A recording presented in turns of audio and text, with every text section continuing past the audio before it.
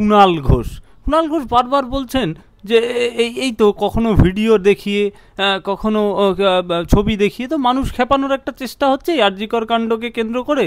এই মানুষ খেপাচ্ছে কুণাল ঘোষ বলছে, এবং বিরোধীরা স্পেশালি সিপিএম বলছে আমরা জানা আছে সিপিএমের ইতিহাস, এই তো মানুষ খেপাতে নেমে পড়েছে। রাজনৈতিক রং লাগিয়ে বাজার গরম করছে বিরোধীরা।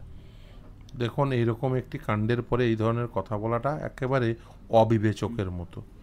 এবং আপনি যদি দেখেন এই মানুষগুলো যারা রাস্তায় নামছেন, তাদের পরিচিতি, তারা মানুষ, কেউ সিপিএম, কংগ্রেস, বিজেপি, আরএসপি এই পরিচয়ে রাস্তায় সত্যি সত্যিই নামছে না। এবং এই একটি আন্দোলন, আমি অনেকের সঙ্গে কথা বলেছি, আমি আমার পেশার অনেক বরিষ্ঠ আইনজীবী, চিকিৎসক, অধ্যাপক, দীর্ঘদিনের রাজনীতিবিদ, অনেকের সঙ্গে কথা বলেছি, তারা কেউ মনে করতে পারছে না তার জীবদ্দশায় পশ্চিমবঙ্গে এইরকম একটি আন্দোলন সংগঠিত হয়েছে। কোনো রাজনৈতিক দল কিন্তু অ্যাজ সাচ রাজনৈতিক দলের কলে মানুষ আসছে না। ইভেন আমি একটি অত্যন্ত বহুল প্রচারিত সংবাদপত্রে, টিভি চ্যানেলে আমি বলেওছিলাম এ কথা, যে আগে কি হতো, যারা মিছিলের উদ্যোক্তা তারা মানুষ খুঁজত, এখন মানুষ মিছিল খুঁজে সেখানে পৌঁছে যাচ্ছে। মানুষ জানছে যে শ্যামবাজারে আজকে অবস্থান হবে রাত 12টায়, মানুষ সেখানে পৌঁছে যাচ্ছে। গড়িয়াতে অবস্থান হবে, মানুষ পৌঁছে যাচ্ছে। যাদবপুর 8Bতে অবস্থান হবে, মানুষ পৌঁছে যাচ্ছে। বিশ্ব বাংলা গেটে অবস্থান হবে, মানুষ পৌঁছে যাচ্ছে। মানুষ মিছিল খুঁজছে কেন? তার কারণ এই ব্যবস্থার মধ্যে যে অব্যবস্থা তৈরি হয়েছে, মানুষ এটার বিরুদ্ধে প্রতিবাদ তৈরি করতে চাইছে। তার কারণ দেখুন, পশ্চিমবঙ্গে বিভিন্ন সময় বিভিন্ন রাজনৈতিক শক্তি তারা ক্ষমতায় ছিল, তাদের এক একজনের এক বিরুদ্ধে অনেক রকম অভিযোগ ছিল। স্বাভাবিক, এর মধ্যে অস্বাভাবিকতাও কিছু নেই। কারোর বিরুদ্ধে অভিযোগ ছিল হয়তো বিরোধী রাজনৈতিক শক্তির উপর আক্রমণ, কিন্তু পশ্চিমবঙ্গে কখনোই এই অভিযোগ ছিল না এবং এই পরিমাণ দুর্নীতিও ছিল না যে গোটা ব্যবস্থাটিকে একটি দুর্নীতিগ্রস্ত ব্যবস্থা তৈরি করেছে এবং সেখানে দুষ্কৃতীরা রাজ করছে। আপনি এই সরকারটার কথা ভাবুন, এই প্রশাসনটার কথা ভাবুন, দুর্নীতিগ্রস্তরাই ক্ষমতায় বসে আর তারাই এই দুষ্কৃতী রাজ কায়েম করেছে। এইটাই হচ্ছে এই ব্যবস্থার বিরুদ্ধে মানুষ গর্জে উঠছে। এবং এই ব্যবস্থাটা, এই যে ধরুন রাজ্যকর কাণ্ড ঘটলো, মানুষ কেন বিচার চাইছে? মানুষ বুঝতে পারছে যে অপরাধীদের আড়াল করার চেষ্টা করা হচ্ছে, এই জন্য মানুষ করছে। একেবারেই না। বিনীত গোয়েল কিন্তু তা স্বীকার করেন না, বলছে কোনো তথ্য লোপাট হয়নি, সমস্ত রকম পুলিশ পদক্ষেপ নিয়েছে এবং সেই অনুযায়ী কাজ হচ্ছে। ডাক্তারবাবুরা গিয়েছিলেন পদত্যাগপত্র এবং ডেপুটেশন জমা দিতে, তার পরের দিনই নবান্নে চলে গেলেন দৌড়ে। সকালবেলায় নবান্নের সঙ্গে কতটা যোগসাযোগ রয়েছে দেখুন, তিনি পুলিশ কমিশনার এবং একজন আইপিএস।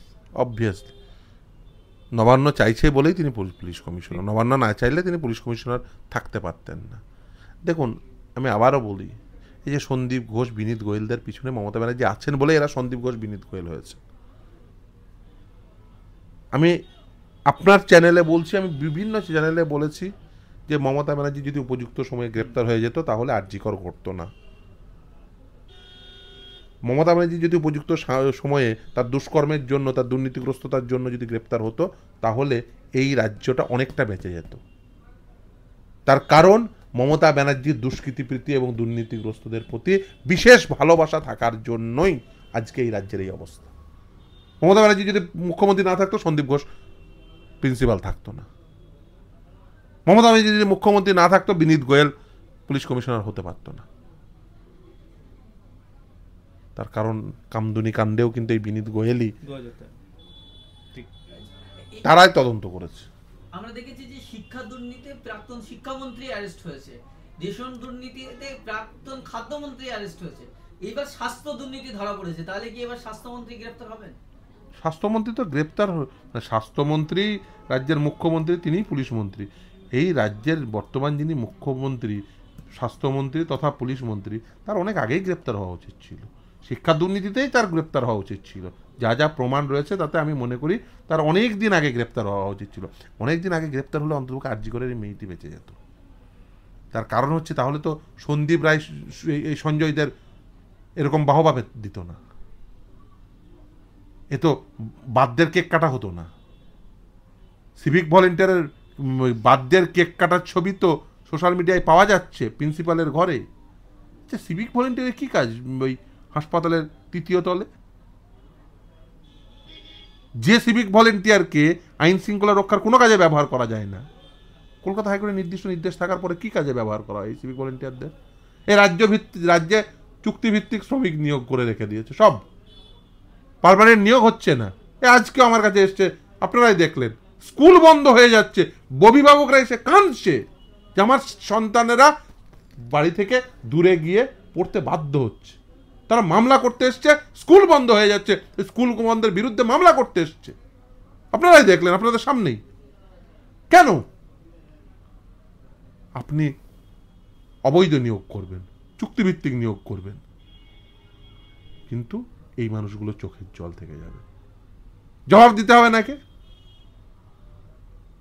এই মানুষটি যদি, এই মমতা ব্যানার্জি যদি আগে গ্রেপ্তার হতো, আরজিকর ঘটতো না। আজকে হাওড়ায় স্বাস্থ্য দপ্তর অভিযান করতে গিয়েছিল ডিওয়াইএফআই মীনাক্ষী মুখার্জির নেতৃত্বে। সেখানে তারা বলছিলেন, মীনাক্ষী মুখার্জি বলছেন যে আমরা পুলিশকে বলছি যে আমরা কয়েকজন ডেপুটেশন দেবো, আপনারা ব্যবস্থা করুন। পুলিশ বিনা প্ররোচনায় ছাত্রদেরকে মারধর করেছে বলে অভিযোগ উঠেছে। দেখুন, এটাই পুলিশের কাজ হয়ে গেছে। পুলিশের কাজ হয়ে গেছে যারা আন্দোলনকারী তাদের উপরে আঘাত হানা। পুলিশের কাজ হয়ে গেছে যে সোশ্যাল মিডিয়ায় কে কি লিখছে তার উত্তর দেওয়া। পুলিশ পুলিশিংটা করছে না, এটাই হচ্ছে সমস্যা। এখানে একটা অন্য প্রশ্নও রয়েছে, এই যে বারবার ভুল তথ্য দেওয়া। মিতার বাড়িতে প্রথম থেকেই তো ভুল তথ্য দেওয়া হচ্ছে, এবং তারপরে চাদরের রং বদল হচ্ছে। তারপরে ডিসি সেন্ট্রাল ইন্দিরা ম্যাম বারবার প্রেস কনফারেন্স করছে, ঘন্টায় ঘন্টায়। কোথায় ভয়? কি চাপা দেওয়ার চেষ্টা? আমি বলি যে এই অপরাধীদের আড়াল করতে যারা চাইছেন, এদেরকে ধরুন, তাহলে অপরাধী ধরা যাবে।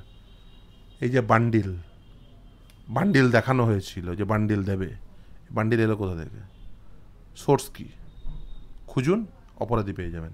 কিন্তু 10 লক্ষ টাকার প্রতিশ্রুতি, এই দিয়ে এ রাজ্যেই তো কন্যাশ্রী, এ রাজ্যেই তো লক্ষ্মীর ভান্ডার, তা এ রাজ্যেই লক্ষ্মীর ভান্ডার কন্যাশ্রী থাকা সত্ত্বেও তো একটা কথা জানিয়ে দিই, আমাদের সুপ্রিম কোর্ট বলেছে যে এই ভিকটিম কম্পেনসেশন স্কিম করতে হবে।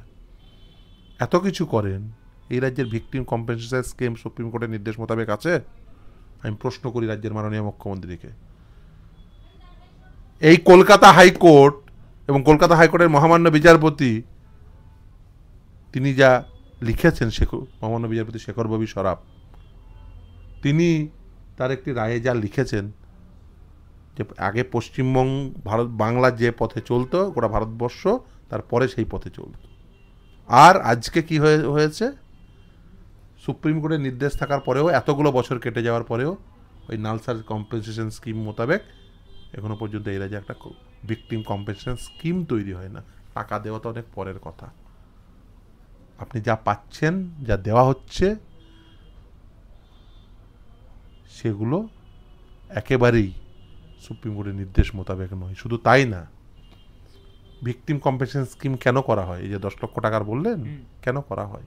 কারণ রাষ্ট্রের দায়িত্ব প্রতিটি নাগরিকের প্রাণ সম্পদ এটা রক্ষা করা। রাষ্ট্র ফেল করেছে,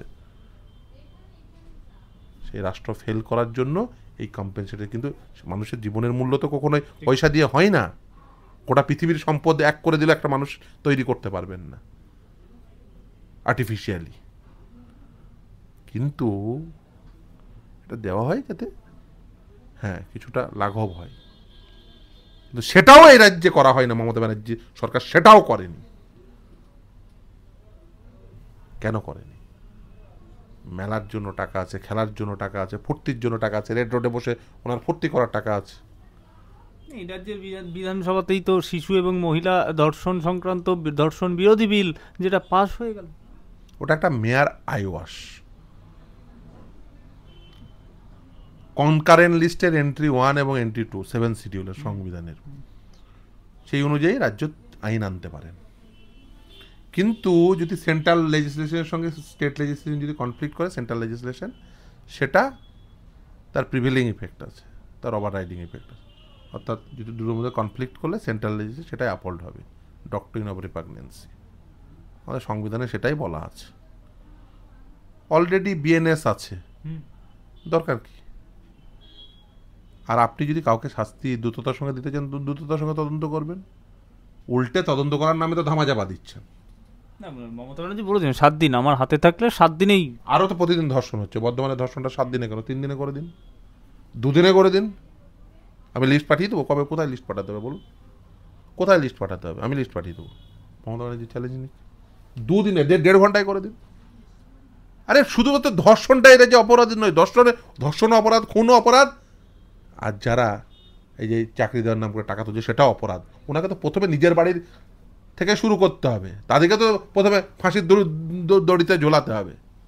পারবেন? পারবেন মমতা ব্যানার্জি? এটাও তো অপরাধ, ওই অপরাধীদের শাস্তি দিতে পারবেন তো? এই তিলোত্তমা কাণ্ডের মধ্যেই আবার বর্ধমানে হচ্ছে যে প্রিয়াঙ্কা হাসদা বলে একজন মেয়ে খুন হয়ে গেছে। না, নাম করবেন না। নিশ্চিতভাবেই দেখুন, প্রতিদিন প্রতি মুহূর্তে এই যে অপরাধগুলো সংগঠিত হচ্ছে, এর বিরুদ্ধে তো আপনাকে কণ্ঠকে উচ্চকিত করতে হবে এবং তার প্রশাসনিক পদক্ষেপ নিতে হবে, তদন্ত করে শাস্তি দিতে হবে দোষীদের। আপনি সরকার হিসেবে সেটা ফেল করছেন, আর আজকে এই সমস্ত কথা বলছেন। আরে আপনার বিবৃতি, আপনাদের বিবৃতি, আপনাদের এই প্রচেষ্টা এই যারা অপরাধী তাদেরকে উৎসাহিত করছে, এটা বুঝতে পারছেন না? দুর্ভাগ্য এখানে।